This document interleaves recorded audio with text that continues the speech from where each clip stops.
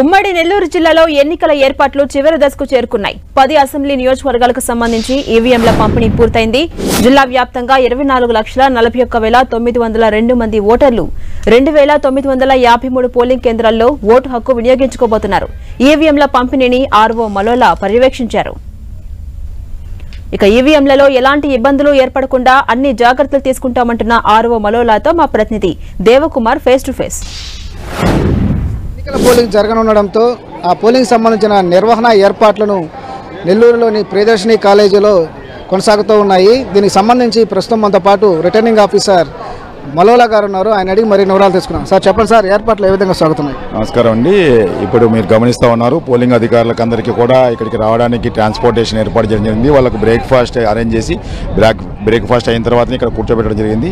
వారికి ఎక్కడ polling stations appoint చేసినారో ఈరోజు తెలియదు కాబట్టి ఈరోజే మనకు అబ్జర్వర్ ద్వారా అది ముట్టింది. ఎర్లీ మార్నింగ్ 6 o'clock అది వారి పర్మిషన్ తీసుకుని ఓపెన్ చేసి వారికి ఇప్పుడు ఏ పోలింగ్ స్టేషనో తెలియజేయడం జరిగింది. ఆ కౌంటర్స్ దగ్గరికి వెళ్ళి మెటీరియల్ కూడా తీసుకుంటా ఉన్నారు.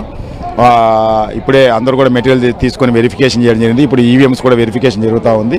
ఇదంతా అయిపోయిన తర్వాత ప్రతి ఒక్కరికి కూడా ఇంకా కొన్ని సూచనలు ఇవ్వాల్సి ఉన్నట్టు ఉన్నాయి.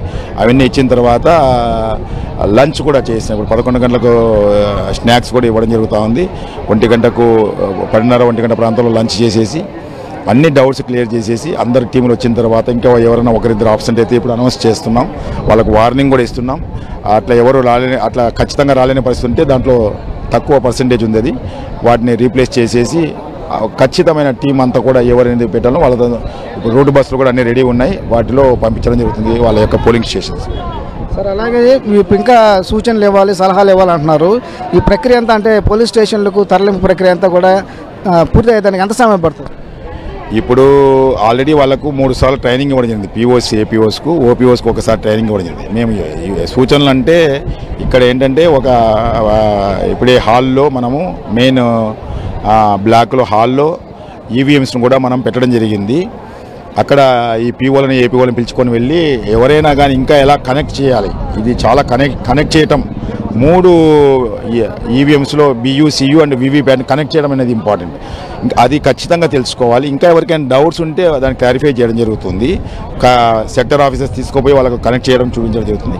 ఇంకా కొన్ని ఇంపార్టెంట్ ఇన్స్ట్రక్షన్స్ అనేటివి ఉన్నాయి. ఎందుకంటే ఆల్రెడీ ఇవ్వడం జరిగింది.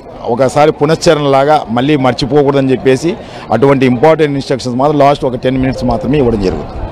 వీళ్ళ కాకుండా వీళ్లకు గౌరవ కలెక్టరు మరియు జిల్లా ఎన్నికల అధికారి ఎస్పీఎస్ఆర్ నెల్లూరు జిల్లా వారు అనేక ఏర్పాట్లు చేయించడం జరిగింది. సో ప్రతి ఒక్కరికి కూడా 10 లీటర్ల నీళ్లు బాటిల్స్ ఇవ్వడం జరుగుతూ ఉంది. బిస్కెట్ పాకెట్స్ కూడా పెట్టాము వారికి కిట్స్లో. అదేవిధంగా ఓఆర్ఎస్ ప్యాకెట్స్ పెట్టాము ఎండను దృష్టిలో పెట్టేసుకొని. ఇది అలాగే ఈ ఎలక్ట్రానిక్ మిషన్లు తరలించే క్రమంలో వాళ్ళు ఎలాంటి ఇబ్బంది తలెత్తకుండా ఎలాంటి చర్యలు తీసుకున్నారు? సో ఇక్కడికి వచ్చిన వాళ్ళు ఎవరు కూడా కనెక్షన్ ఇవ్వకూడదు. అది ఇప్పుడే ఇన్స్ట్రక్షన్స్ కూడా మీరు విన్నారు. అక్కడికి ఈ యొక్క జీపీఎస్ ప్రతి ఒక్క దానికి పెట్టడం జరిగింది. ఈవీఎం ఉండేటువంటి బస్సులు దాంట్లో కూడా సో మనము రూటు వేయడం జరిగింది. ఆ యొక్క పోలీస్ ఆఫీసర్స్ యొక్క ఎస్కార్ట్లోనే ఇవన్నీ కూడా వెళ్తుంది. అక్కడ కూడా వారు అక్కడ దిగిన తర్వాత కూడా ఎస్కార్ట్ మాత్రం ఉంటుంది, అక్కడ ఖచ్చితంగా ఉండాలి. సో ఇది ఖచ్చితంగా ఎన్షూర్ చేస్తున్నాం కాబట్టి వాటికి ఆ విధంగా రక్షణ ఉంటుంది.